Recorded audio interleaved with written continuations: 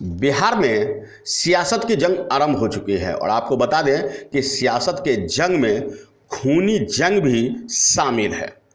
पहले भी ऐसा हुआ है और वर्तमान में पूर्णिया में, जी हाँ, बिहार के पूर्णिया में राजद के पूर्व दलित प्रकोष्ठ के सचिव शक्ति मलिक की दिन दहाड़े गोली मारकर हत्या कर दी गई। उनकी मौत से पहले कई विवाद उन्होंने खड़े किए, राजद पर कई गंभीर आरोप उन्होंने लगाया और इसके साथ ही उनकी अंततः हत्या हो गई। हत्या की आशंका वो जता चुके थे, लेकिन सवाल उठता है कि सियासत के इस दौर में, चुनाव के इस काल में, क्या उनके द्वारा लगाए गए आरोप सत्य हैं? क्या कोई भी राजनीतिक वरिष्ठ नेता ऐसी गलती करेंगे? शायद नहीं, लेकिन फिर सवाल उठता है कि आखिर हत्यारा कौन था। चलिए हम इस पर बाद में करेंगे और इसके लिए पुलिस प्रशासन इसकी जांच कर रहा है, लेकिन हम आपको बता रहे हैं कि 1975 में भी एक बम ब्लास्ट ने बदल दी थी बिहार की सियासी तस्वीर और रेल मंत्री की हत्या हुई और फिर बदल गई सियासत का पूरा शतरंज का खेल। बिहार की सियासत में 90 के दशक के आसपास खून खराबे का दौर शुरू हुआ था और उससे भी पहले 1975 में एक बम ब्लास्ट ने सूबे की सियासत का रुख ही पलट दिया था। इसे बिहार का पॉलिटिकल मर्डर भी आप कह सकते हैं कि सियासत को पाने के लिए खूनी जंग खेली गई। कहावत है कि जंग में शिकस्त हो तो जान जाती है, और लेकिन अगर सियासत में शिकस्त के बदले जीत पर जीत मिलती जाए तो जान और शान के बीच का फर्क मिट जाता है।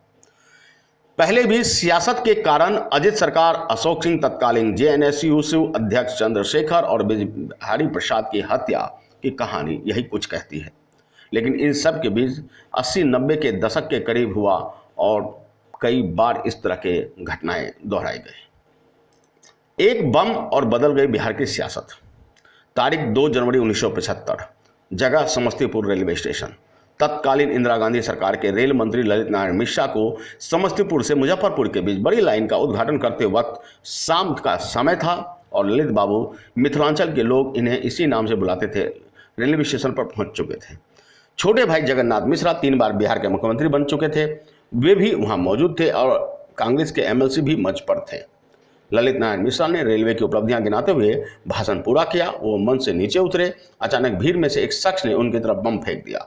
जोर का धमाका हुआ, धुआं छटा तो ललित नारायण मिश्रा, जगन्नाथ मिश्रा, विधान पार्षद सूर्यनारायण झा समेत 29 लोग जख्मी हो चुके थे। ललित नारायण मिश्रा को दानापुर रेलवे अस्पताल में लाया गया। यहाँ वे बुरी तरह से जख्मी ललित बाबू ने 3 जनवरी 1975 को दम तोड़ दिया और इस हत्याकांड में पूरा देश दहशत में आ गया। किसी को उम्मीद नहीं थी कि राज्य में इस तरह के सरेआम मंत्री की हत्या हो जाएगी, वो भी रेल मंत्री की। और तब इस मामले में सीबीआई जांच शुरू हुई। सीबीआई की चार्जशीट में विजयानंद, संतोषानंद, विश्वानंद को आरोपी बनाया गया और इस कांड के पीछे आनंद मार्ग प्रचारक संघ की नींव रखने वाले पीआर सरकार यानी प्रभात रंजन सरकार के समर्थकों का हाथ बताया गया।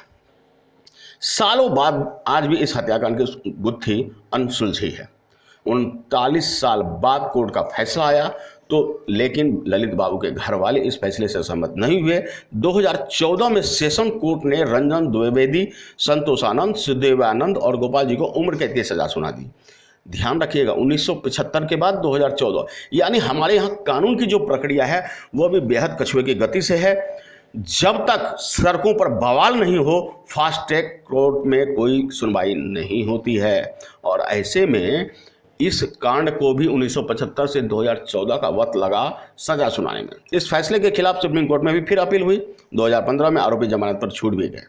ललित बाबू के परिवार ने हर बार यही कहा कि जिनको सजा हुई वो दोषी थे ही नहीं, दोषी तो कोई और था, उन पर कार्रवाई नहीं हुई।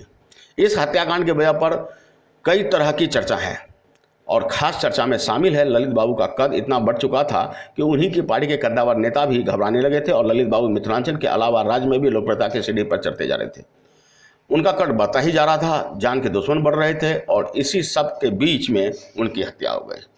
कहानी क्या है वो अधूरी है, अनसुलझी है, इसीलिए हमने इस कहानी को आपके सामने पेश किया है। कुछ कही, कुछ अनकही, कुछ अनसुलझी। और आपको कहीं अनकहीं अनसुलझी में हमने आपको बताने की कोशिश की है कि राजनीति है, सियासत का जंग है और यहाँ हत्या और मौत के बाजार के साथ भी शान और शौकत का कारोबार होता है। जीतने के लिए दम भरे जाते हैं, जिसमें जितना दम, जी हाँ, कुर्सी उसके पास ही उतने ही करीब। सियासत के इस जंग में आपको बता दें कि राजद के पूर्व जन प्रतिनिधि यानी कि दलित प्रकोष्ठ के सचिव की हत्या हुई है।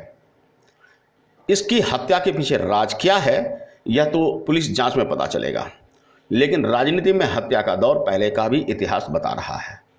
सवाल उठता है कि उनकी हत्या से किसे फायदा होगा। जहां तक हमारी आकलन है, जो कि हम इसे कोई पुष्टि नहीं करते, लेकिन हमारी आकलन है कि राजद से इनको फायदा नहीं होने वाला। राजद को इस बात से कतई फायदा नहीं होने वाला कि वे अपने किसी बागी नेता की हत्या करवा दें। तो फिर हत्यारा कौन था?